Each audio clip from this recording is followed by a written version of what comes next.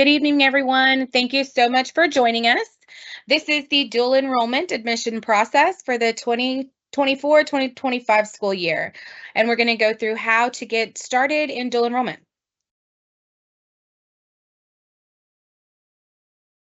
So the dual enrollment advisors we have at each campus. At Shadow Creek, we have Shermel Archie, and then I am Monica Silvas, and I'm at Iowa Colony Danbury High School, and I help the homeschool population, and then I'll let everyone introduce themselves. I'll pass it on to Iris. My name is Iris Hilliard. I'm the dual enrollment advisor for Alvin High School and Livingstone School. I'm Diane Thompson. I'm the dual enrollment advisor at Manville High School. Hi, I am Dr. Carrie Elias. I am the dual enrollment advisor at Turner High School. I'm Christina Martins, and I'm the dual enrollment advisor at Pearland High School and Dawson High School. We also have some extension assistants. Our Dr. Jessica Renera Ramirez is the Dean of College Access and Partnership. She has a senior administrative assistant, Linda Smith, and we have a part-time specialist, Michaela Canales. So I'm going to pass this presentation now over to Ms. Martins. Okay, so we're going to get started. What is dual enrollment? Alvin Community College and our local ISDs partner together to give students the opportunity to earn college credits while they're in high school, and also for some get the associate's degree in general studies. The dual enrollment college courses are taught on the high school campus during the day, and they're part of the student's schedule. After completing the enrollment process into the program and the admission requirements, students can also take classes online and in the ACC campus. Okay, so why would you want to start in the dual enrollment program? So recent studies show that over 88% of the dual enrollment students go on to college after high school and complete their degrees at higher rates and in less time than their non-participating peers. The college success rates and the first-year GPAs are typically higher for students entering college with dual credits earned in high school. And the dual enrollment students at ACC make up over 47% of our total student enrollment. So the college is invested in your success. So the program really helps prepare students for university and college success. In addition to earning the credits, dual enrollment provides students an opportunity to learn the academic, social, and time management skills needed to be successful when they go off to college. It allows them to adjust to the academic rigors of a college or university coursework. It exposes first-generation students to the educational system and the learning experiences. And it encourages the development of critical thinking skills. This kind of shows you just typically what the dual enrollment is the price compared to what we are as a community college. It's about a little less than half the price of a regular class at a community college. And then, versus University of Texas, which is probably higher than a lot of other universities, and then like University of Houston. So there's a significant cost savings to taking dual enrollment classes. I'm going to pass it over to Carrie-Ole. Dr. Lyles. All right, so this topic we're going to talk about, why did you choose to be in the dual enrollment program? So a lot of students choose to get in because they want to get ahead of their peers. They want to save time and money. They want to boost their GPA, learn to be successful in college, and stand out to scholarship committees, colleges, and universities.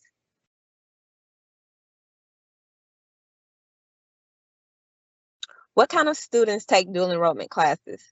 To be successful, a student should, 1, be highly motivated, be able to stick to a goal, be able to meet deadlines. When you take college courses, there are a lot of strict deadlines because college courses are semester-based and not year-based like high school classes. Have above average grades, possess good study habits, and have a high level of maturity. All right, so it says, what is dual degree? The dual degree program is rigorous and will require extra time and dedication. Qualified students will have the opportunity to earn an Associate of Arts degree in General Studies and their high school diploma at the same time. Interested students should contact their ACC advisor for more information and to develop a degree plan. So this right here is an example of what your schedule will look like if you decide to be a part of the dual degree program.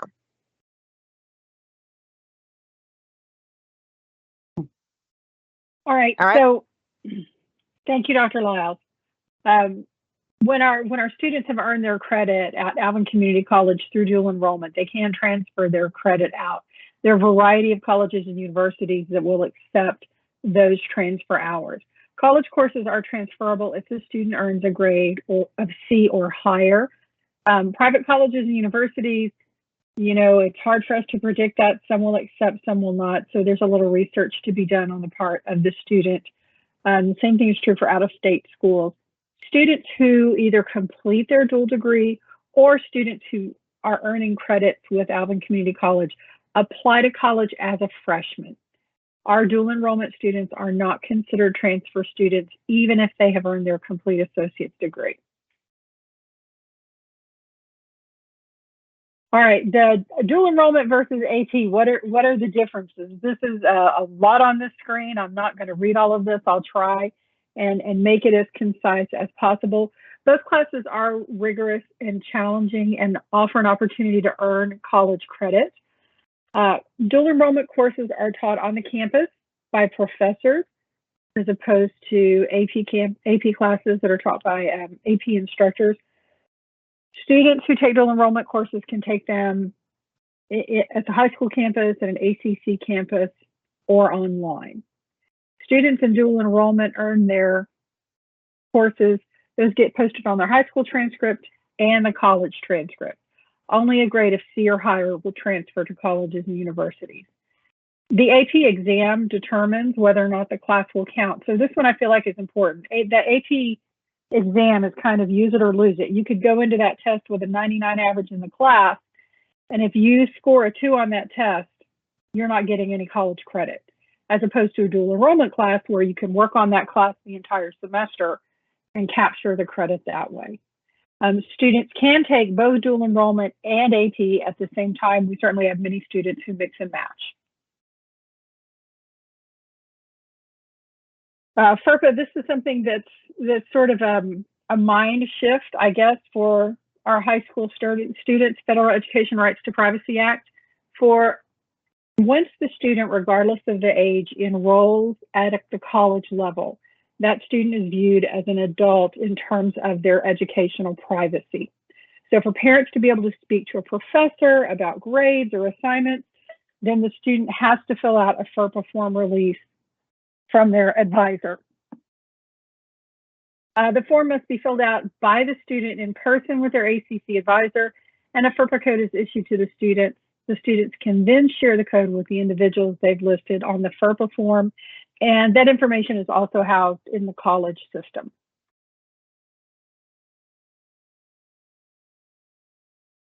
And I'm going to be talking on how to start college now.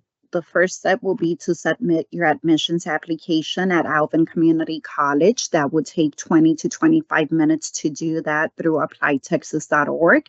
The second step is to take the TSI. You have two options on the TSI. You can either take it at ACC. They offer that Monday through Friday, 8:30 in the morning, or you can also take it at your high school. So you will need to get in touch with the high school counselor to see what dates they have available when they are going to offer the TSI. You also have the option where you might be exempt from the TSI using the ACT or SAT scores, or possible the waivers. And this is something that I want you to understand. The STAR test that we use to waive the TSI, it's going to be for sophomore scores, right? For the PSAT for sophomores, because I get a lot of questions where students think that they can use the PSAT for 8th grade, and it's actually for sophomore year. and the STAR test as well. We use the STAR test for Algebra 1 and English 2. So that's going to be something that you want to check and see what your ACC advisor to see if you qualify for those waivers. Then you will need to complete the due enrollment orientation available in the summer, pay for your courses, purchase your books. For fall semester, it will be by August the 20th, and for spring semester, it will be January the 7th. Step 1 and 2 must be completed by June 1st, 2024 to secure a student spot in the due enrollment class for next year. So real quick note for the PSAT in Pearland ISD, those students are allowed to use the 9th grade as long as it's the NMSQT. The Alvin ISD does something different. Pearland ISD does something different.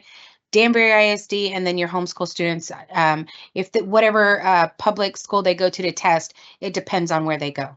So just make sure it's the NMSQT. That's the possible waiver one. Thank you. What is the TSI-2? The Texas Success Initiative Assessment 2. It's a diagnostic exam covered by reading, writing, and math. Study guides and practice exercises are available online. Visit the Active Placer website and search for the TSI-A2 or go to the ACC TSI testing page. Check with your ACC advisor to see, once again, if you qualify to waive the TSI as well. Those are the score requirements. So for your English language arts, you will need to score a 945 or higher. And then on the essay, you will need to score between 5 and 8. Or if you score below a 945 with a diagnostic of 5 or 6, and on the essay 5 to 8. On the math section, you will need to score a 950 or a diagnostic score of 6. So if you get your TSI test scores and you don't remember, to see if you passed the TSI, you can always go with your ACC advisor and she will review the test scores to determine if you passed the TSI. Next. How to take the TSI A2. Junior high and high school, this is what I was just talking about, that you can actually go and check with your high school counselor when they offer the TSI. They usually offer it 3, maybe 4 times per semester. So you want to go and check, or you can go to ACC to our website. You will need to register for the TSI with ACC. Going through the marketplace, you will be able to see a screenshot here where you go to the marketplace and testing. You can either do it online or you can do it in person, whatever works better for you. You can do the single section or all the sections. If we have any freshmen that are going to be freshmen next year, I always recommend the freshmen, just to focus on the English and reading section, because even if they pass the TSI for math and they're going to be 9th graders, they're not going to be able to take any math college courses till their sophomore year. But if they want to take all the sections, that's fine as well, just to see where they are. And in-person TSI, it's single section, or you can do all the sections as well. Once again, you register through the marketplace, and tests is administered from the ACC Testing Center on the main campus. If 16 or younger, an adult they will have to be on the campus, and also you need your ID. You can bring your school ID, your Texas ID. If you don't have an ID, there's a form that we can provide that the school will fill out, and you can use that form when you're going and taking that TSI. All right, so now we're going to remind you about the TSI. The first-time testers are required to complete the pre-assessment. The pre-assessment activity is a sample of the TSI to get you acclimated to what the test is going to be like. At this point, most of our kids have taken online testing, but years ago, this was one of the first online tests students had ever taken. So the pre-assessment is to help them understand how the test is going to run. You also get to see a couple of videos on why this is important. You also have to make sure that you present a photo ID when testing. And like Ms. Hilliard said, we use the College Board ID page. If you don't have a high school or junior high picture ID, a passport, visa, Texas ID, driver's license, any of those forms of ID are accepted.